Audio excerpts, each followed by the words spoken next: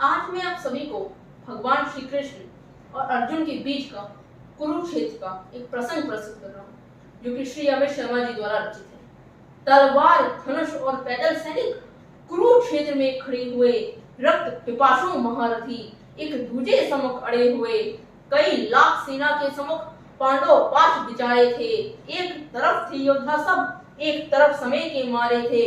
महासमर की प्रतीक्षा में सब ताक रहे थे जी। पार्थ के रथ को स्वयं केशव हाँक रहे थे जी। रणभूमि के सभी नजारे देखने में कुछ खास लगे। माधव ने अर्जुन को देखा, अर्जुन उन्हें उदास लगे। कुरुक्षेत्र का महासमर एक पल में तभी सजा डाला। पांच जन्ने उठा कृष्ण ने, मुख से लगा बजा डाला।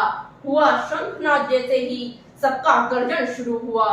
रक्त बिखरना हुआ शुरू, फिर सबका मर्दन शुरू हुआ।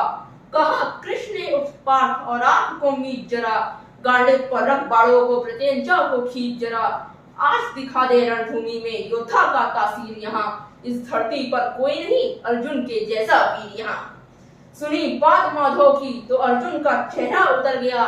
एक धनुर्धारी की विद्या मानो चूहा उतर गया।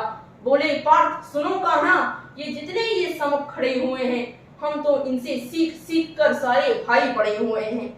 इधर खड़े बाबा भीष्म ने मुझको गोद खिलाया है। गुरु द्रोण ने धनुष बाण का सारा ज्ञान सिखाया है।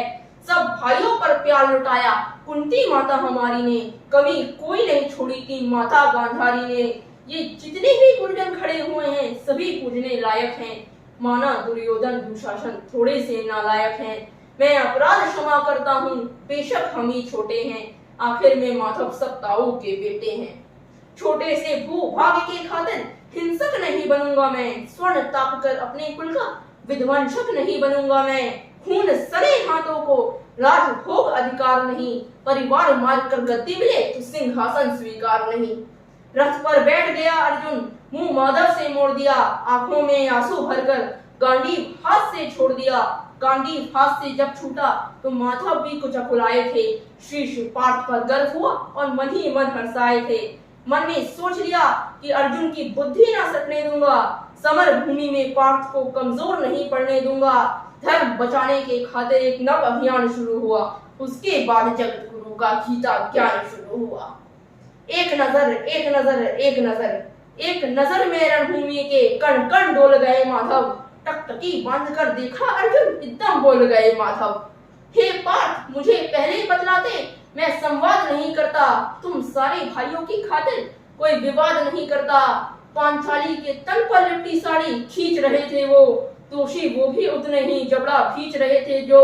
घर की इज्जत तड़प रही थी, कोई दो टुक नहीं बोले। पौत्र बहू को नगन देखकर गंगा पुत्र नहीं खोले। तुम कायर बनकर बैठे हो पार्थ, बड़ी बेशर्मी है। संबंध उन्हीं से निभा रही हो जो लोग यहाँ अधर्मी हैं।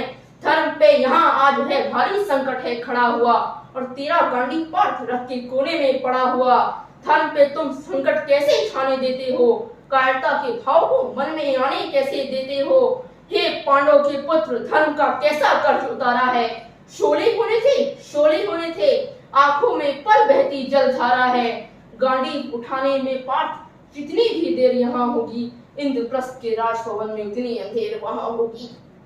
अधर्म धर्म की गहराई में खुद को नाप रहा अर्जुन, अश्रुधार फिर तेजुक हुई और थरथर कांप रहा अर्जुन। हे केशव ये रक्त स्वयं का पीना नहीं सरल होगा, यदि विजय हम हुए तो जीना नहीं सरल होगा। हे माधव मुझे बतलाओ, कुल नाशक कैसे बन जाऊं, रक्त सिंहासन लाशों पर मैं शासक कैसे बन जाऊं। कैसे उठेंगे कर उन पर जो कर पर अधर लगाते हैं, करने को जिनका स्वागत ये कर्ण भी स्वयं जुड़ जाते हैं। इन्हीं करों ने बाल्यकाल में सबके पैर दबाए हैं, इन्हीं करों को पकड़ के पिता महा मुस्काए हैं। अपनी बाड़ों की नोक इनकी ओर करूंगा मैं, केशव मुझे मृत्यु दे दो उसके दूर मरूंगा मैं।